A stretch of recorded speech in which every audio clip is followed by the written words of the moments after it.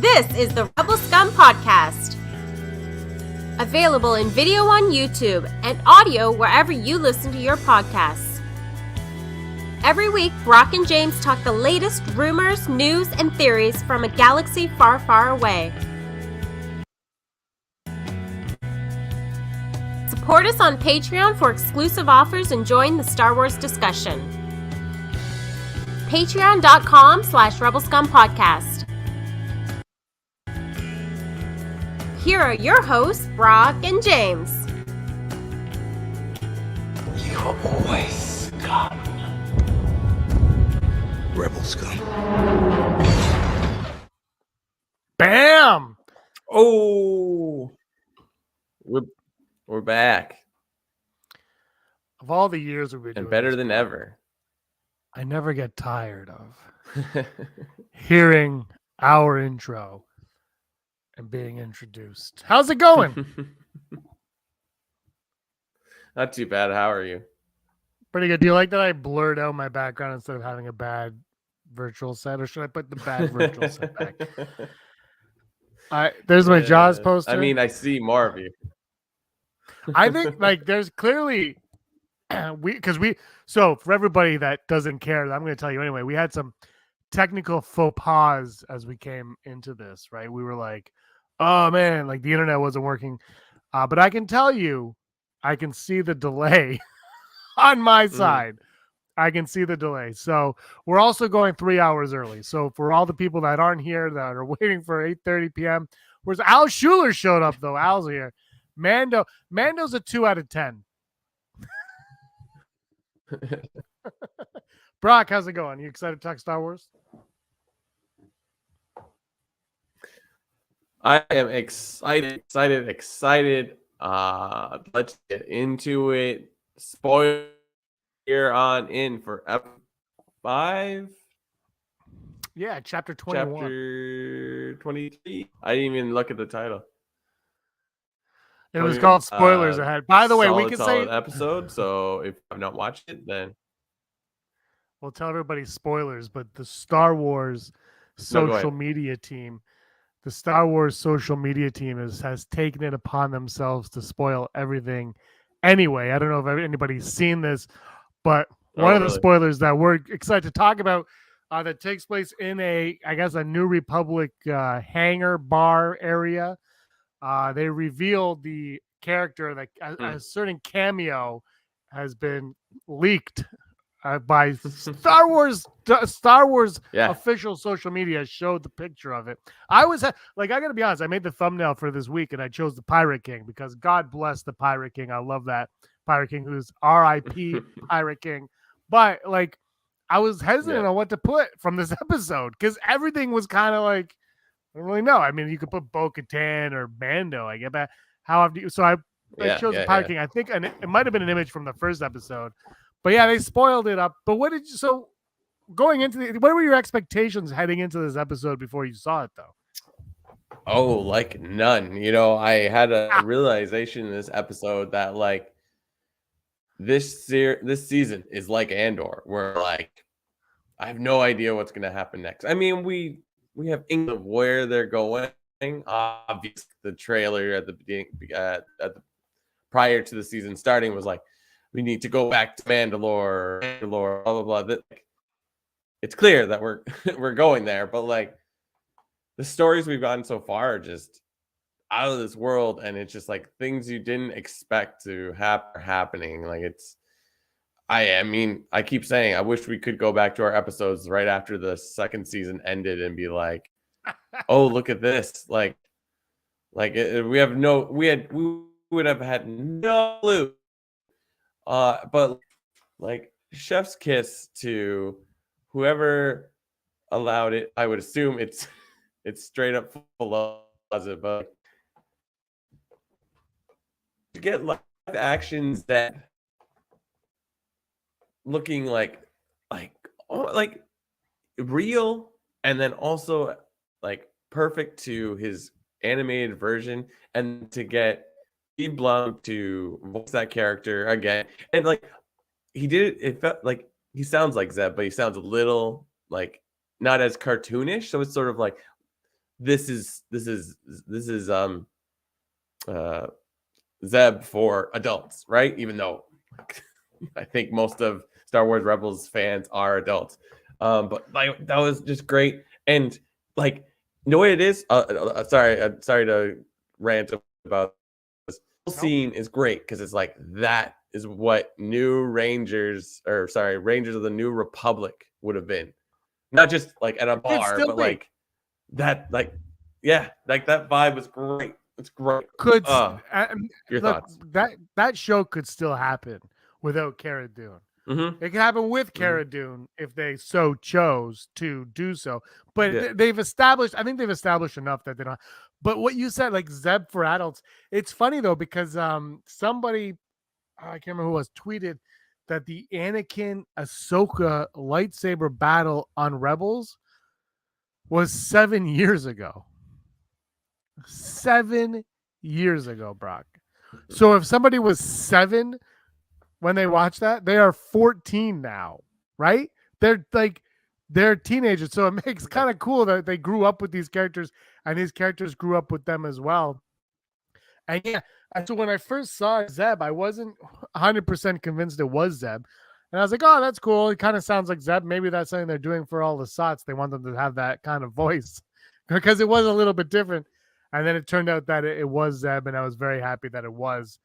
And he looked exactly how you wanted Zeb to look in live action. They didn't tinker with it too heavily.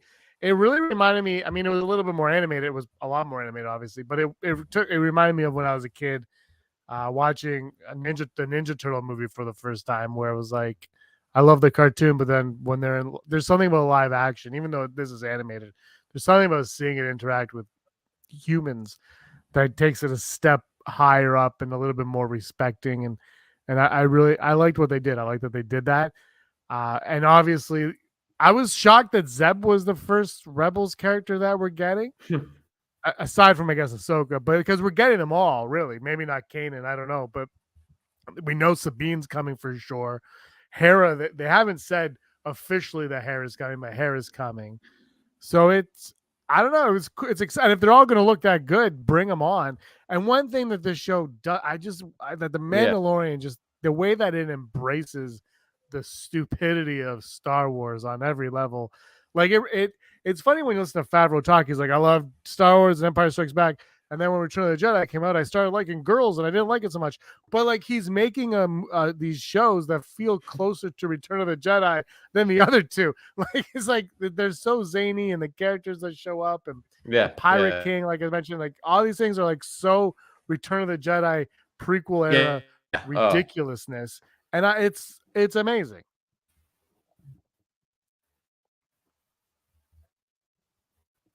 Well, it's up for Mike. Perfect, absolutely great call on that Dengar cameo. Bring in the Dengar.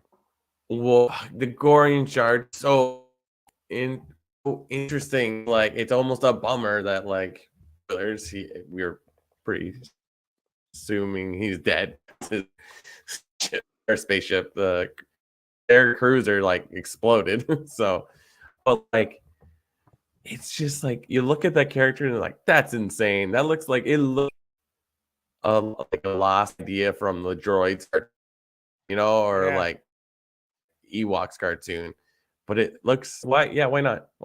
Also, like, are Warthog characters something they made up for this show as well? Like the Warthog, there's like the Warthog, like they make me laugh every time with Gorian Shard. I was like, it's like,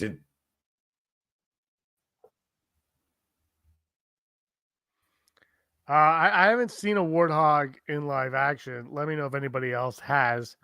Warthog Star Wars. I'm guessing at some point. Yeah, it's just Of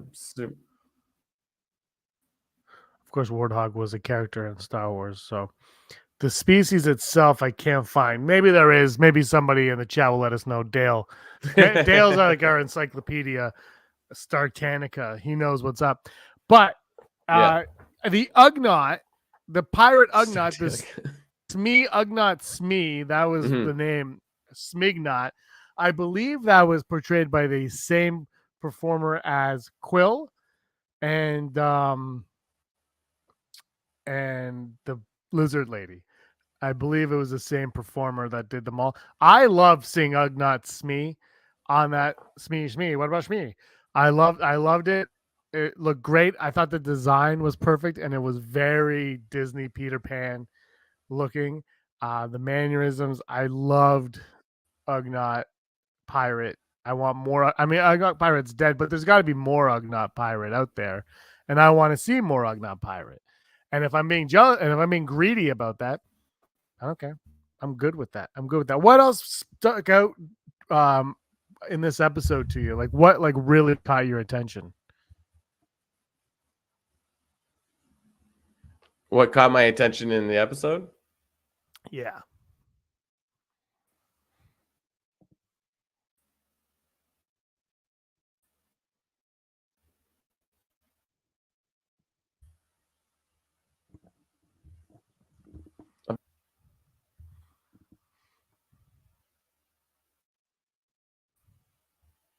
I'm back. What caught your attention there? Let's bring up before we get to that. Vermont Mike says, I hated to see the ship bite the dust. Mandos should have kept it. I kind of like that idea that Mandos could have utilized it. I mean, it's crashed, it blew up, I guess, so you can't, but yeah, that would have been cool. But what stuck out to you, Brock, in that episode?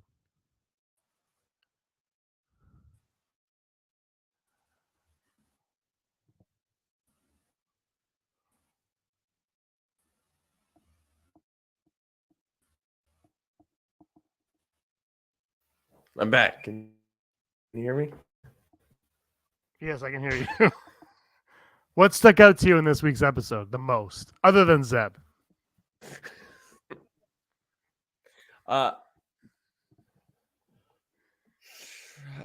Straight up, like this like subtle way they've moved Bo-Katan into this leadership position, and it's just like it's pretty great that like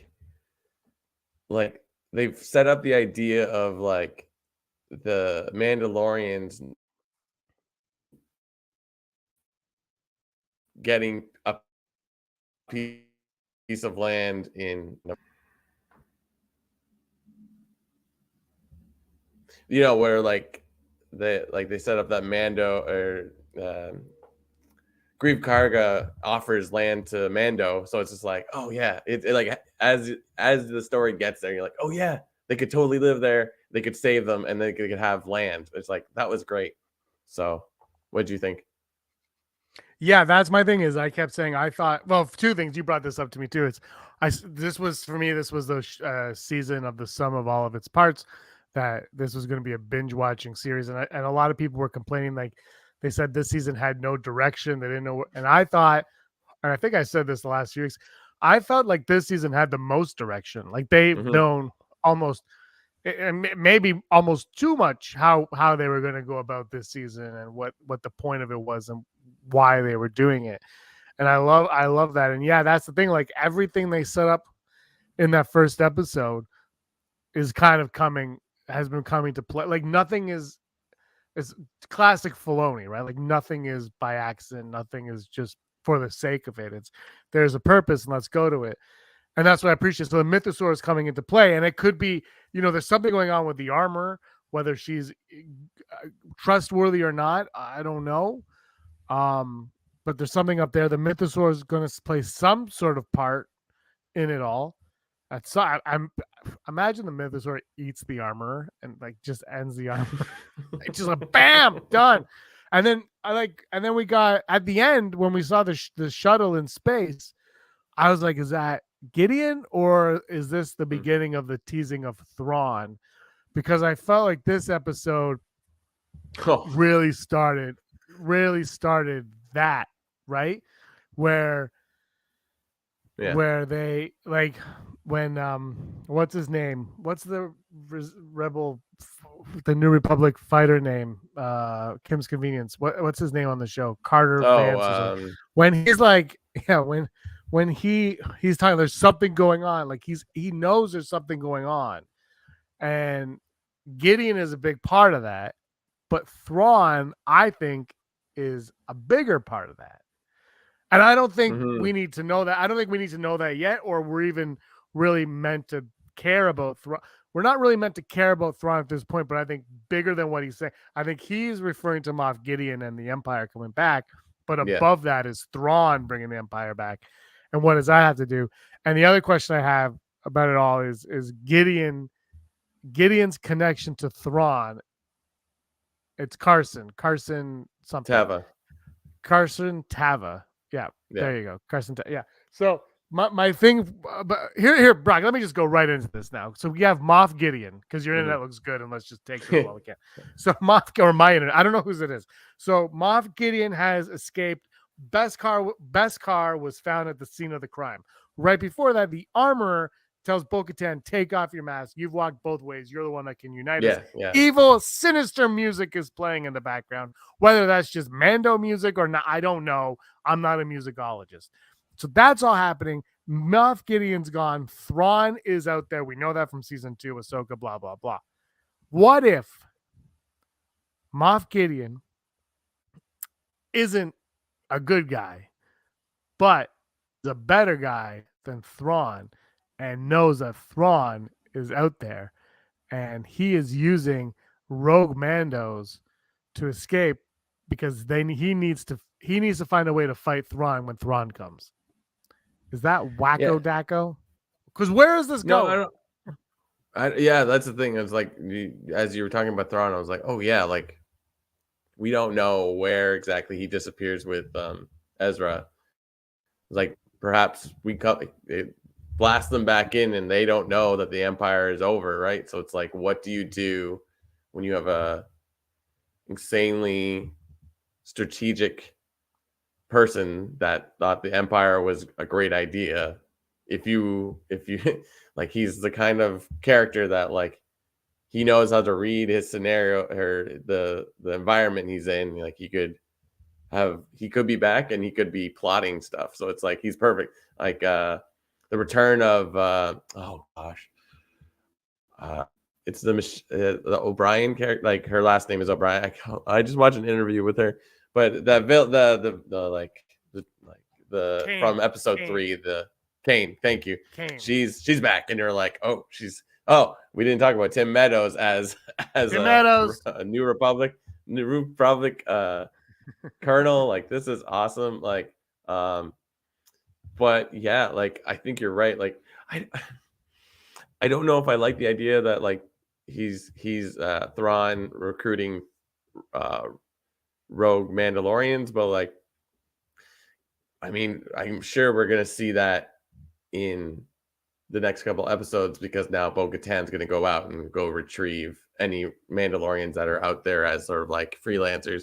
I'm sure we're gonna see the return of like the Sasha Banks character. It's not Sasha Banks because she's not even in WWE anymore. Mercedes something, but those two. I can't remember her name, but I remember Axe Woves. Axe Woves, the other guy, and she's like, anyways. So like, yeah, like it's interesting. It's like, because it's like you just started an episode where all the Mandalorians are like good again or whatever. Like they're just seeing a new concept. Like especially with the armor, you're like, oh, maybe you mean well, but you're just like, or the the armor is sort of having a moment of, oh, maybe I'm not exactly right about the future of Mandalore. Like perhaps that there has to be like that. That's like the concept of like Bo-Katan walks both worlds. So it's like, yeah, it's just like, it's very, very interesting. And it's like, I never thought like I would want to watch a show that's this interwoven into the Mandalorians, because like we got a lot of it in Clone Wars and Rebels and they're just sort of like, yeah, that's cool. I mean, it's really gone to that next level. It's not like, oh, look at how cool Boba Fett's armor anymore. It's like, it's not really about that anymore. It's really interesting. Before I forget, did you notice the cameos in the New Republic bar? The director trio, director. Yeah. Yeah.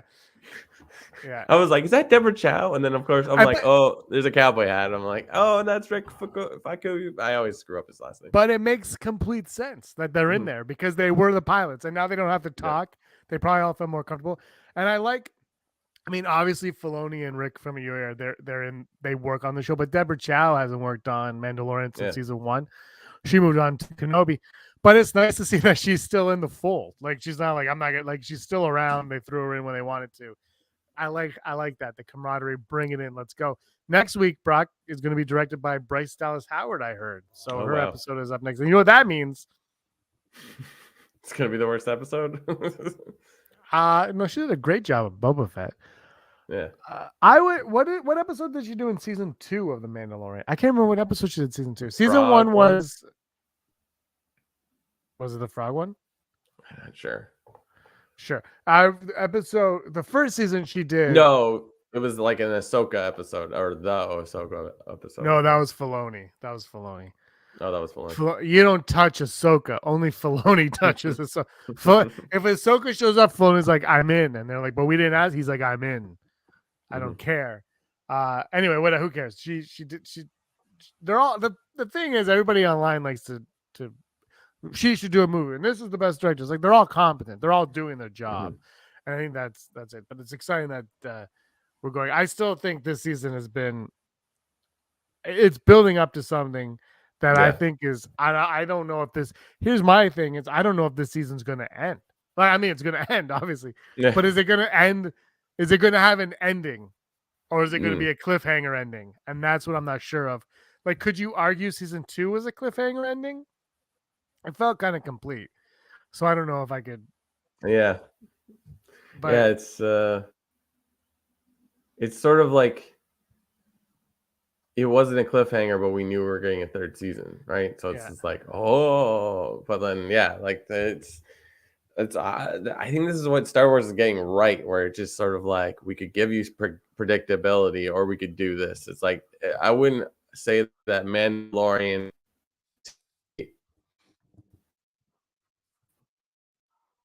Is that I would say that it's exactly what we want. Like it's just like, oh, this is so fresh, and this is what it feels like to watch Star Wars for the first time. Where like as a child, where you're like, wow, I've never seen anything like this, right? But now it's like, so no, I'm excited. This entire season so far has been like, you could have given me 30 more minutes on every episode, and I would have been like, this episode felt like it wasn't like it felt longer than it actually was. Like I remember like looking at the thing, and like as they're wrapping up the Navarro story, I'm like, oh man, there's still like at least 5 minutes. Like I was just like, wow. And it felt like maybe I also watched it in parts, but it's like this felt like so much stuff was covered and none of it was like redundant, in my opinion. So yeah, and that's what the show usually does very well. I thought the first 2 episodes this season, still, as much as I liked them, I still felt like they were cut short, whereas the next episode was an hour, but that one felt complete. And then last week was really short, but to me, it still felt like a complete episode. Like I didn't feel like anything was missing in it. And this week, you're like, oh, it's barely 40 minutes. I'm like, awesome. I like short. And I watched and I was like, how is this only 40 minutes? I feel like I've watched 3 hours of content right now. Like he just kept going in a good way, And look, I'm always down to make these episodes 7 hours long, whatever. The more Star Wars, the happier I am with it.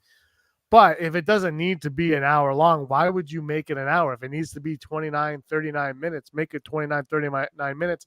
And that's what I feel like these shows and Kenobi and Andor and both, like they've all kind of done them that way. Andor was usually, I think, a little bit longer, but they needed to be a little bit longer. And there was more episodes because they needed more episodes. And I don't think any of these, like Book of Boba Fett, could you argue it needed more episodes of that show? Well, and no argument if you liked it or not. It's just I don't think more episodes would have enhanced the show. In fact, I think most people say you get rid of the Mandalorian episodes and you could have the whole season. Then it's it's only a 6-episode show. And I think that's really what it was.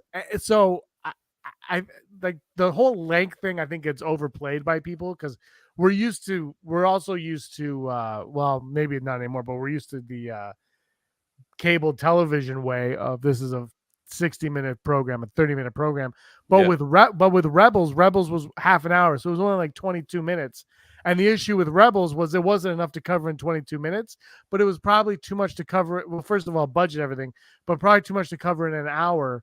So that's where, for me, streaming makes the most, like, is the best area for shows, for series, is because you could just like movies, right? Like movies aren't really a set time. The studio wants a 2-hour movie, whatever, but it's not like it's 2 hours on the dot. It's 2:01 or what, So I think this is the best. And this episode, there was so much covered.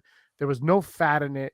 It felt really good. It felt solid, and it felt like, oh, I can't wait for next week. Yeah, like it's it's great. It's like I had a realization, or not realization because there's no fact to this yet, but like this new era of Star Wars TV could set up for a new era of Star Wars movies, in the sense that perhaps we're setting up how the galaxy will function going forward, because it's like we can't really have an empire, and republics don't seem to work either. Like maybe they need to something new. But I guess like the problem is Mandalorian's happening after Return of the Jedi and before The Force Awakens, and there's really no mention of the Mandalorians during those movies. So it's like watching this, I'm like, oh, they're working on getting the Mandalorians to a power level of, like, I'm not going to say that they're going to run the galaxy, but like perhaps this new version of Mandalorians that have seen that they're not always right about what they're doing. Like I feel like what the storyline of the armor is sort of pointing out, like, we've made mistakes. We all know we've made mistakes, but we're still a good people if we can see through our failings and become better. Like that's the vibe I got. See, like it's the funny thing about this show, when like the bulk of your cast, you can't even see their faces, so it's silent stares, and you're like, but like you get that emotion. So that's what I had that thought of, like, well, what if like the next Star Wars movies is a 50-year jump into the future, because it makes the most sense. Just clear the slate. You've clearly proven you can make a Star Wars story that doesn't always rely on a Skywalker or a Jedi. Perhaps this is the move. Like, I'm not saying we're going to get it next year, but like what we're doing with Mandalorian and possibly whatever is being set up with Ahsoka, we're making all these like assumptions, but like it could be very, very interesting where they go. If the plan is to make Mandalorians a power in the galaxy again, which seems like it. I don't know, but like I don't think they become in charge overnight. So perhaps by the time they do get to this point, that it's way past like Rise of Skywalker. That's something that's been on my mind, is the next I did the next movie, and I know they're rushing into they're slowly rushing into the next movie. Yeah, and I just think, do episode 50, like set it, like you said, like years in the future, and just call it, like, keep it the episodic thing, so it's still Star Wars, and that's why we go, and it's part of the same timeline, but you set it far enough in the future, or you don't go that far, you go a little bit, and then if you want Daisy Ridley, you're like, well, when she's older, we'll throw her in, right? Whatever. So but what you're saying about Mandos, and that's, I like that idea too, that maybe they're the next step in the theatrical films as well, and this could be the side story of how we got to that. But the problem, and I talked about this the other day, is the problem for me is that, you know what, how everyone's like, fire Kathleen Kennedy. Well, actually, if we check the board, she was just fired. But no, in all honesty, the thing, and I said this the other day, like I said, but the thing with Kathleen Kennedy is she is not Kevin Feige. But she is, but she isn't. She's closer to David Zaslav at Warner. What the hell is it called? Warner Discovery. Like, she is the head of this studio that has arms in it. What Star Wars needs, I think, is I'm going to say this name. I don't mean this specific person, but is that James Gunn person that David Zaslav fired, who is like, go sit in a closet for 2 hours, come out with a plan, right? And then because like, and maybe it should be, because the other like, that's kind of what Favreau and Filoni are with the Mandoverse, right? Like they have their thing here, and then now there's Ahsoka, Skeleton Crew, Obi-Wan, all these things, and they're kind of at the center of it, and they're making sure all these pieces fit into their giant puzzle.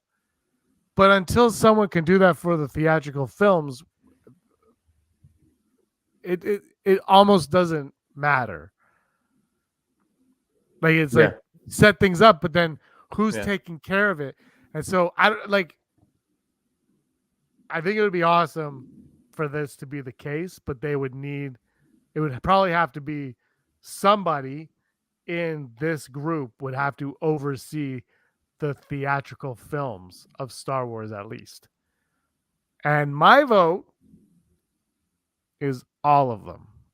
I think Rick Fumiyawa, I hope I'm saying it right. Yeah. I think him and like Deborah Chow could tag team it like Favreau and Filoni at this point. Maybe Bryce Dallas Howard. Like, do you know what I mean? If they were interested, but I just looked, and if you look, Rick F, as I'm gonna say, he's executive producer now on The Mandalorian, right? He's working his way out. Like he's a big player on this now. Yeah. And he's learned from Favreau and Filoni how to manipulate this. And if that, I'm just spitballing. I don't know if he's qualified or not, but it just feels like all these things could work out to their favor if they just had someone in place to pull the puppet strings of it. Yeah. Because these are the Legends novels of the 90s. This is the Shadows of the Empire. Yeah. We just don't have Return of the Jedi yet. Yeah. Yeah. So, I don't know. It's like, it's very exciting. Like it's, and not to deviate too much from our conversation, Bad Batch put out the last 2 episodes on Wednesday as well. I heard Star Wars is also spoiling that on social media. And it's like, oh, like that series, I think I said last episode, it's like there's 14 episodes. You need to watch 4, which is fine. I kind of, now that it's over, I kind of like, okay, I get what the point of these episodes were, but I don't think it was that necessary. I don't know. But the last 2 episodes, they're interesting. I wouldn't say they're the best episodes. Some people might go like, "You're crazy and heartless," but they're not bad. And it's like it's interesting. I don't even know why I deviated like this. That's all right. But Star Wars. It's I feel like perhaps there was some choices made in this that will make sense in relation to this, but it's, I don't know. It's like, I don't know. Yeah. Anyways, I watched the last 2 episodes of Bad Batch, is I guess my point. Not terrible, but like it's, maybe it relates to like, well, we can't make a new version of the Empire. We can have villains because, I mean, even High Republic points out that like there's like a million corners to the galaxy, and like you can't control all of it. So there's always going to be some kind of menace. Like like Gorian Shard was a pretty good villain for the 2 episodes he's in. You just make a character like that. Like I would argue he's like the villain in the first phase of High Republic, where it's just like, oh, that's really good.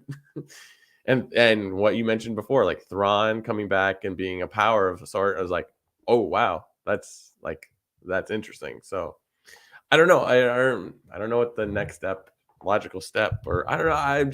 This ride is awesome, and I can't wait. I will never get off. Yeah, and they're not stopping, so we're on this for the long haul. It's been, for me, it's been I never like they were like, we're gonna get more movies. Great. but then these Yep. shows kind of came out of nowhere because of Disney Plus. Yep. And I think we talked about this a while ago. It might have been you, but it's like this is what George Lucas wanted to do.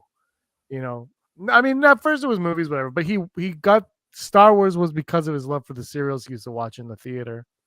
Then he tried to do the Star Wars Underworld show. Mm. And like now it's like the technology has caught up to what he wanted, right? Like, Yeah. and so it's kind of like this is where Star Wars, as much as I think it belongs in the theater, theatrically and everything, this is also where it belongs. Yeah. And I know, like, I know, like books, and I don't want to, like, books are great and comics are great and video games are fine, but Star Wars is like it's film and television more like that strong suit.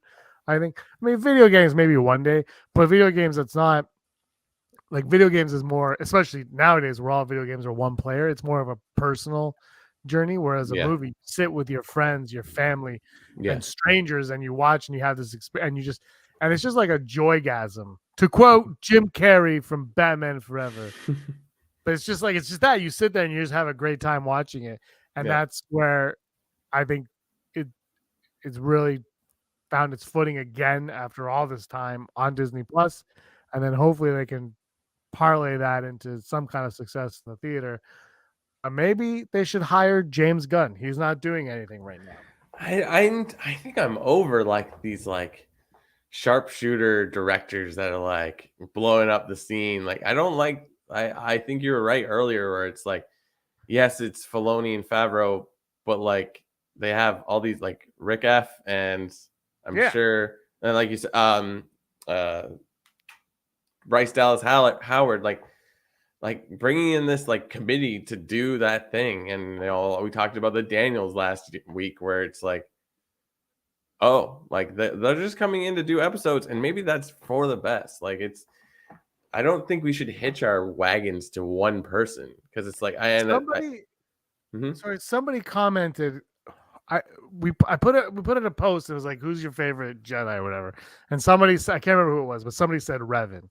And I was just like, who would you like to see them play in a movie? They're like, I don't really care about actors or directors. I just want to see the character. Yeah, exactly. I'm like, that's how probably the mentality should be. Like when people first got mad at Kathleen Kennedy, they didn't even know what the hell her job was. Yeah. I arguably they still don't know what her job was, right? So like, yeah, it's so far removed from us. And I do agree. Like we should like. I think the one thing that the first season of Mandalorian did beautifully was give us that documentary with the roundtable discussions. Yes. And the thing is that kind of gave you the insight on how it was all done. And that's why you could see, okay, it's Favreau and Filoni, but these other people come in and they have opinions and suggestions, and it's a team effort. The biggest thing, though, is like you still have to have the person, like the showrunner, right? And now with like theatrical, like Marvel, Star Wars, James Cameron, Avatar, like there's still like the showrunner exists in the movies now for these franchises, but they have to have, they have to have the team that's with them that understands and can also question them from time to time, right? Like you can't all be yes guys. You have to have someone be like, nah, like, and that's how it should be. And I don't know where we got on this topic, but I think they have such a solid group. Like I kind of wish they would just say this group here, and you can include Terry Gilliam, though I think he would probably clash with Favreau and Filoni. They'd probably be like, but like just take that group and just be like, just plan out some movies. Just you guys just take the ball and run with it because they're doing a great job.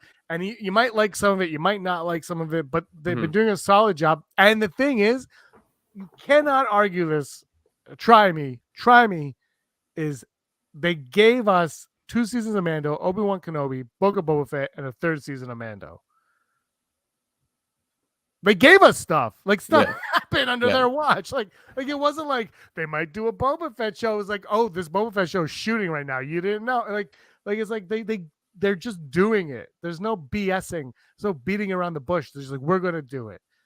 And that's and other than Rian Johnson, that hasn't really happened. Like it's kind of wild. Yeah. It's just give them the keys and just say make some stuff, whatever. Yeah.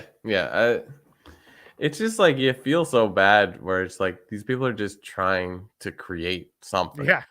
Like granted, they have to create something that people like because it's for our entertainment. But it's just like, I don't know if you've and granted, I'm getting my news from headlines I see on Facebook or Instagram. It's like, it sounds like Shazam is just like the people involved in that is just like slowly collapsing because it's just like it didn't do well, and then apparently Zachary Levi is saying this and this and this, and it's just like it's like, just let it be a movie. It's like, if you don't like it, you don't like it. Like I've watched movies recently and I didn't like them, but I don't go and post a diatribe about Whoa! I've known you for a long time. You rarely dislike a movie. Like, I'll have a conversation about it, but it's just like, it's like, oh, I mean, I just watched Lockwood and Co. with my wife on Netflix, and I saw someone at work. I'm like, hey, you're a nerd. You like nerdy stuff. Did you watch this? And what do you think? And that person was like, I didn't really like it. I was like, I got it. But I was like, oh, that's cool. And then I just like, I loved it. Like, I'm reading the books now. It's just like, you don't have to love everything, right? It's like you have different reactions to things. So like I watched Everything Everywhere All at Once. I had a certain reaction to it. My wife had a certain reaction to it, but we both liked it. And then we add you into the mix, James. You thought, you were like, that was a movie. Like, it was just like, but like, am I right or you're right? Like, who knows? I'll say actually, to that point, Erin couldn't even finish it. She hated it with a passion. Yeah. So, but she's never mentioned it since. It's like, she's just like, I when it won an Oscar, she's like, oh, that movie sucked. And then like, that was it. Like, she hated every second of Brock. Yeah. I'm like, don't worry. It's going to probably get better for you. And it just got like worse. As it kept going, she was just like, she stopped watching at the hot dog fingers. Yeah. She was like, she walked away. She goes, I'm done. And she just left at hot dog fingers. I was like, all right. Yeah, it wasn't my favorite. Let me bash it for the next hour. I don't really care enough. No, it's like, it gets us nowhere. And it's just like, don't watch. Do you know, there's an interview with, what's her name from that all the fanboys are obsessed with from Captain America. What's her face? The main Captain America, the woman that he loves. So she's in the new Mission Impossible movie with Tom Cruise, who is, I would argue, is the last movie star left on Earth. He's like the last. He's the only one that is not in a Marvel movie that makes money. Whatever. Yeah. But the point, the reason why that could be is because she said all he cares about when making a movie is the audience. That's all he cares about is the audience. And the thing is, you can have like these, like, I don't care, I do what I want. Sure, but if you're Tom Cruise, who is a movie star, and your name is what's going to make money, you has to be for the audience because us buying a ticket is what determines that. And I think, Star Wars, these franchises especially, and I think this is why maybe like someone like Edgar Wright didn't work out for Ant-Man and I don't even want to get into Star Wars, but Edgar Wright for Ant-Man, right? Is that Kevin Feige also has to understand like what's for the fans. And when Edgar Wright, as talented as Edgar Wright is, that might not have been the right choice. I mean, Ant-Man ended up being a big hit, right? So like you have to have you have to understand what the fans want. And I know I haven't seen them, but I know Marvel's had some misses the last little while. But I mean, whatever. The next one could be amazing, and then they're back. No one cares. So like, you have to understand what the audience want, why the audience wants it, because that's who your market is. But the Star Wars audience is difficult because you got into Star Wars at a certain time. I got into it at a certain time. The kids today get into it at a certain time. And then there are people that got into it because of the comics, because of a video game, because of this or that. And everybody's opinion of Star Wars is very different. And you got to figure that. And that's why I say just grab the Mandalorian crew and throw them in the movies, because at least they have some kind of Star Wars experience. So, but focus on the fans. That's how. So, Tom Cruise. Solid episode. Shall we go to top 5? Never tell me. I didn't write it. Or never tell me that. Sorry. I totally forgot to write a rundown this week. I'm so sorry. Never tell me the odds. Let's do it. Do you want to play that video or no? No, I don't have it. I'm Oh, sorry. okay. Never tell me the odds. Brought to you by Rebel Scum Podcast. But the end screen works now. Patreon.com/Rebel Scum Podcast. If you like what we do and you want to support us, we greatly appreciate it. So you can go check that out at patreon.com/Rebel Scum Podcast and help us out when our internet just decides to not work. Don't jinx it. Do not jinx it. But we shout out the people that love and support us on a episodic whatever, because we do this once a week. A weekly basis is the one I'm looking for.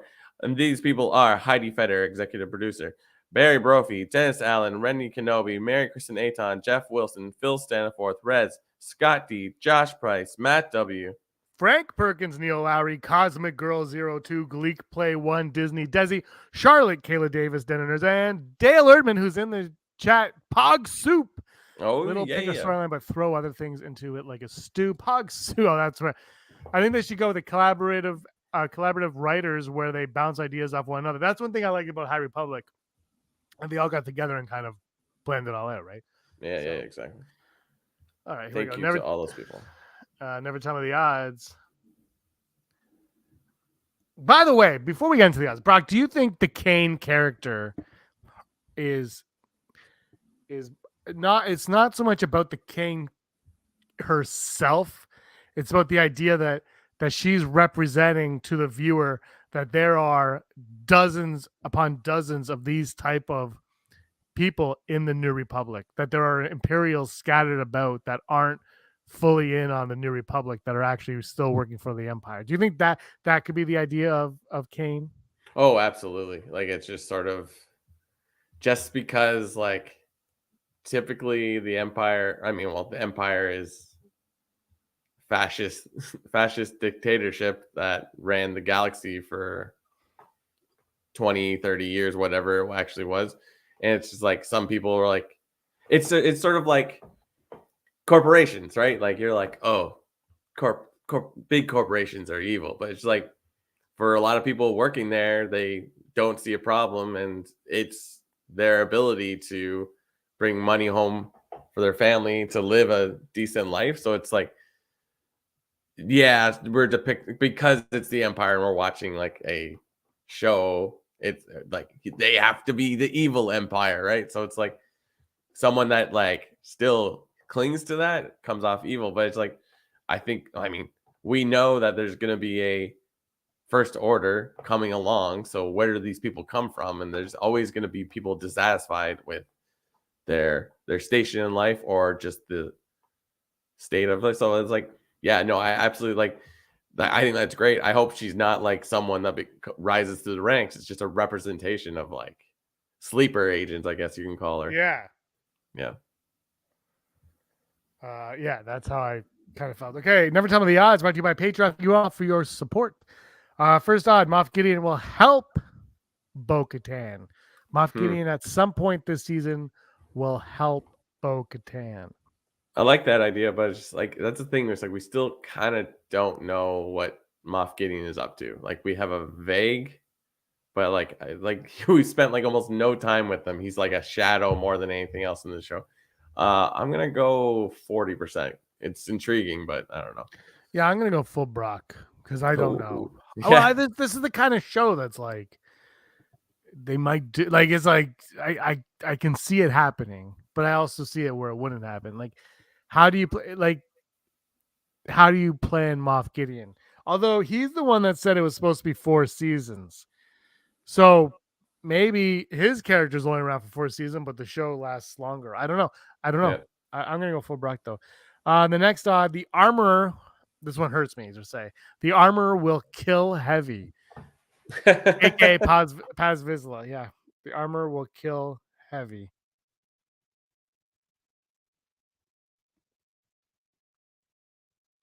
Can you hear that music? Aaron is blasting music. It sounds like a dance. Oh, it stopped. Did you pause? Brock? Looks like I'm going. Brock's silent right now. He's moving. I don't hear him. Am I silent? I gotta find out.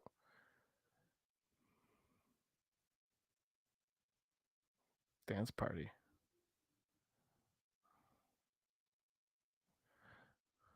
Brock, say something.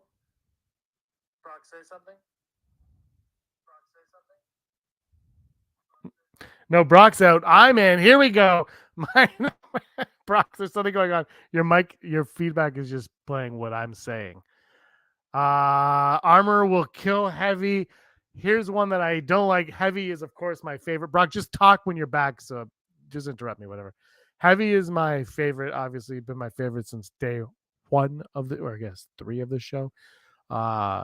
Great character. Wasn't really a character, just looked cool, so I liked Heavy a lot. Paz Vizsla is obviously his name, whatever, who cares? But could the armor kill him? Because the reason why I asked that question, Brock, is Heavy now saw that Bo-Katan saved his son and is kind of helping out with the Mandos, and he recognizes that and he praises Bo-Katan. So if he goes too far in trusting Bo-Katan and the armorer doesn't, maybe the armorer has a little switcheroo going on and wipes out Heavy. But I'm going to go 20% because I do not want that to happen. Brock, are you there? Can you talk?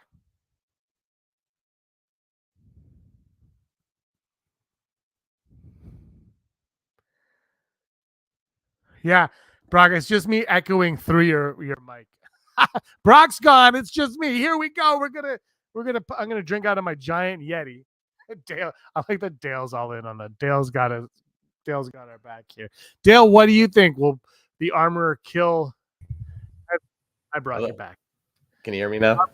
Yeah, will armorer kill Heavy? Never tell me the odds. No, I'm gonna go 10%. Oh, 10%. That's the lowest you've ever gone. Yeah. The best part was I could hear you the entire time. I just jumped out and jumped back in. James thinks so. Yeah, I could see you like acknowledging that I could do it, but yeah. Dale says no. Heavy will not do it. And our final odd for the day: Jason Syndulla will be announced in live action at Star Wars Celebration in just 1 short week. Star Wars Celebration happens.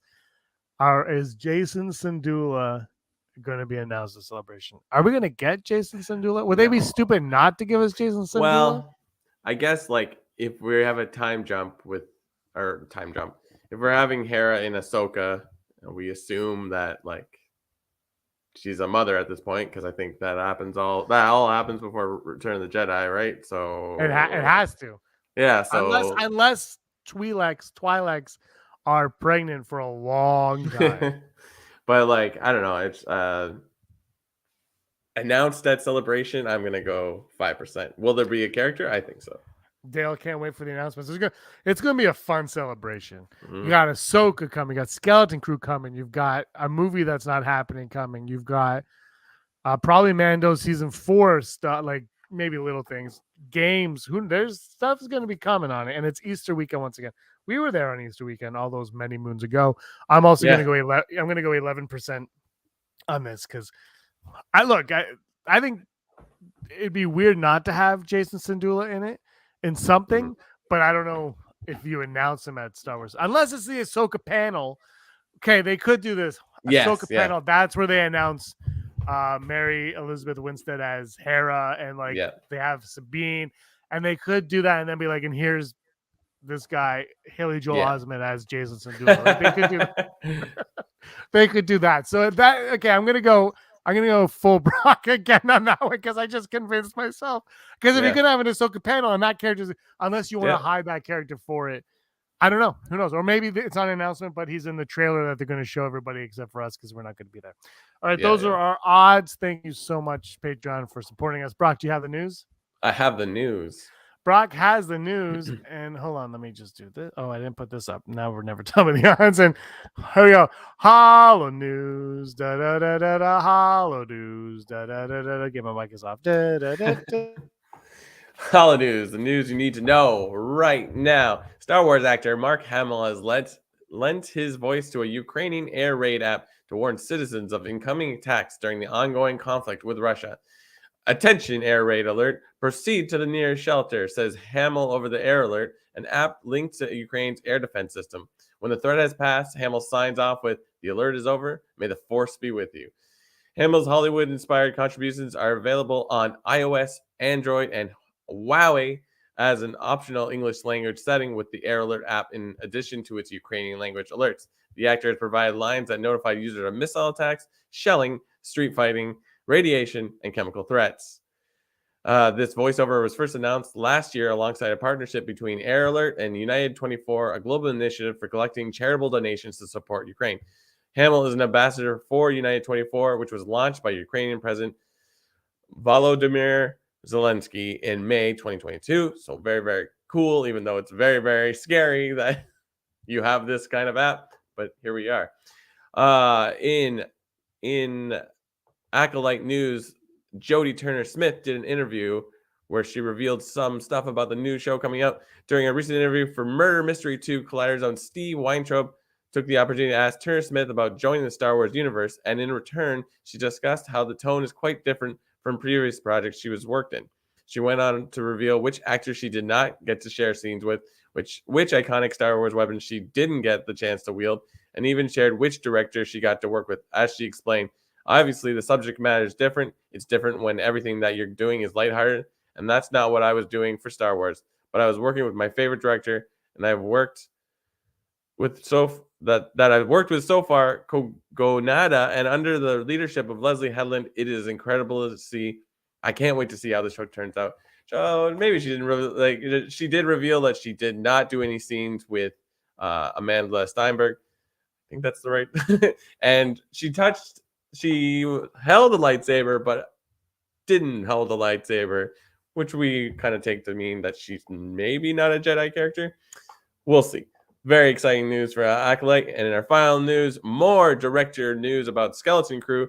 The crew for one of Star Wars' upcoming series continues to fill out. Green Knight filmmaker David Lowery is among the directors of Skeleton Crew, as reported by the Hollywood Reporter. The series has wrapped production in recent months, but the news of who is directed has been slowly trickling out, as we knew last week, and it was probably reported a little bit earlier than when we did. Earlier this month, word broke that Everything Everywhere All at Once filmmakers The Daniels have directed an episode of The Skeleton Crew. One Take News first reported the news of Lowry's involvement, and Lucasfilm could not be reached for comment. So perhaps this isn't all entirely true, but it's just great news, and this is the Hollow News. This is your Hollow News. I just spend the whole time. When I turn off my mic, it's just me singing that song. Just so you know, just so you're aware. Nice. Do you think there'll be hot dog fingers in this? Can you imagine? Skeleton Crew? No, that's what's wild. Like we've mentioned hot dog fingers many times, but we never talked about the little googly eye, which is like the thing from this movie, right? Like, yeah, it's wild imagery. That's true. The hot dog fingers.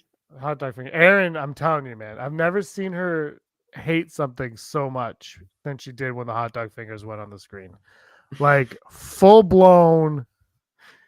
But like I said, she's never talked about it since. So it's like she's, out of sight, out of mind.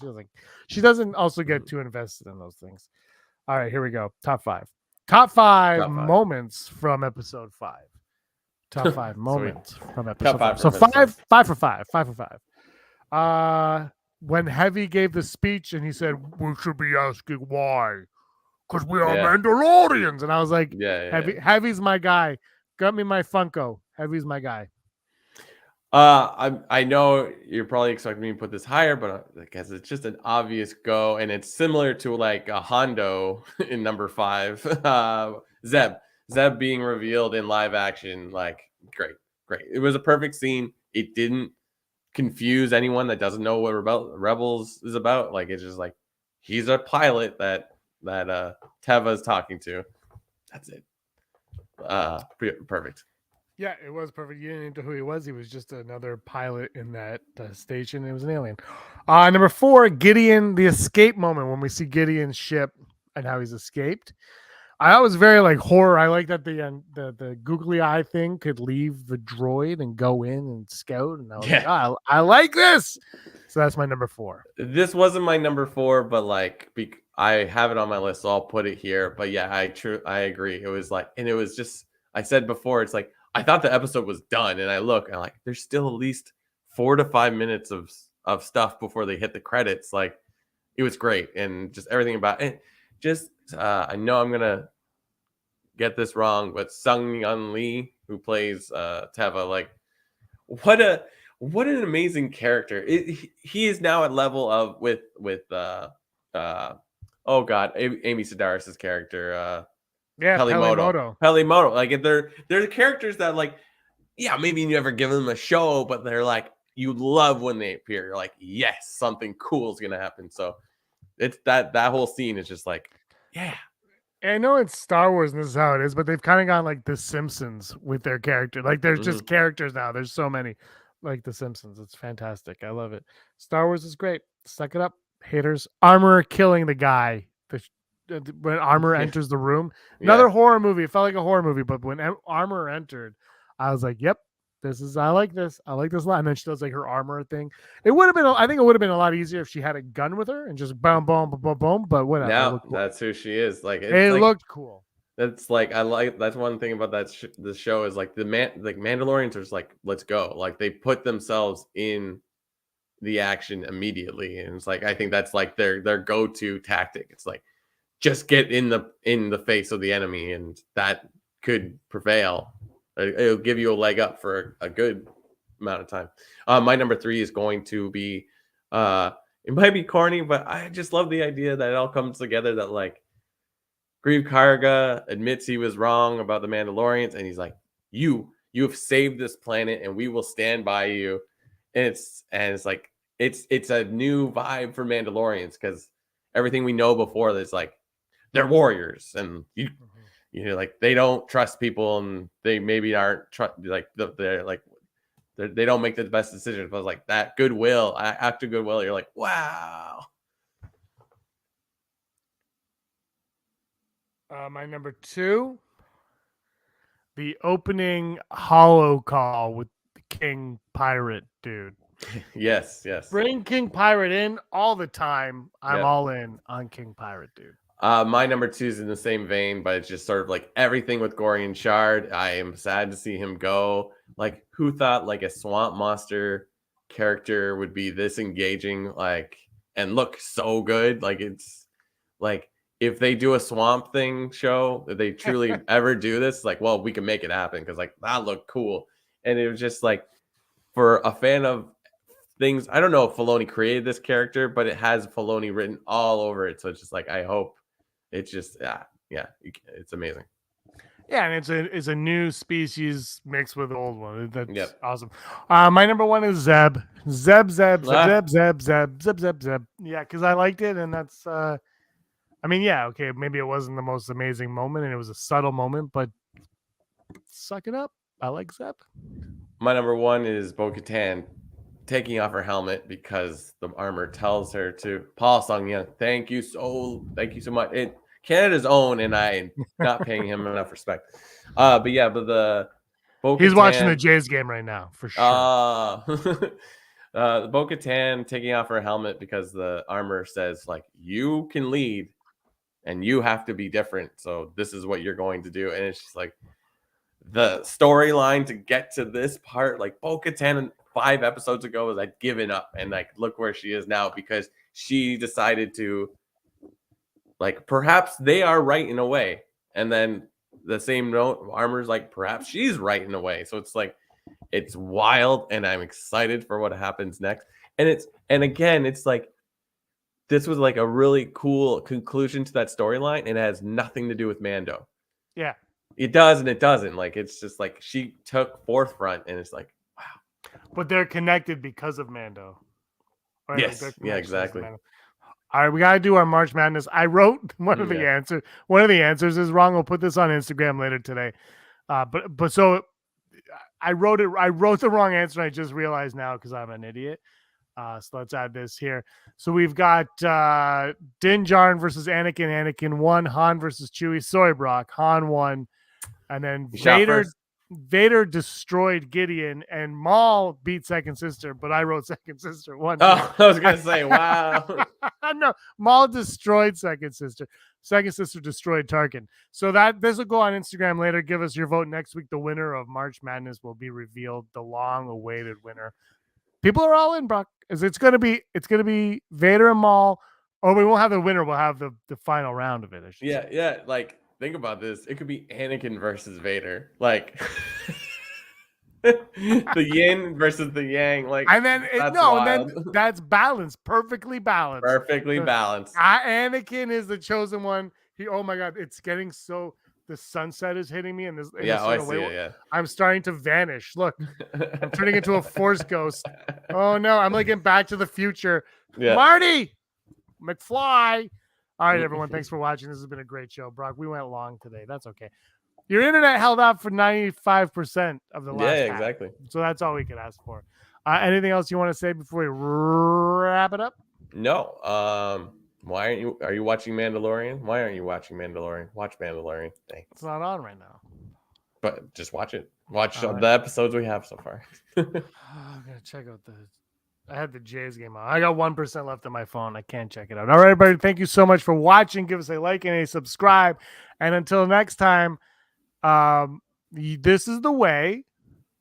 Because Brock, you were always scum. Rebel scum. Thanks for watching. Don't forget to give us a thumbs up on our video. As always, please subscribe to our YouTube channel, Rebel Scum Podcast, for all the latest videos.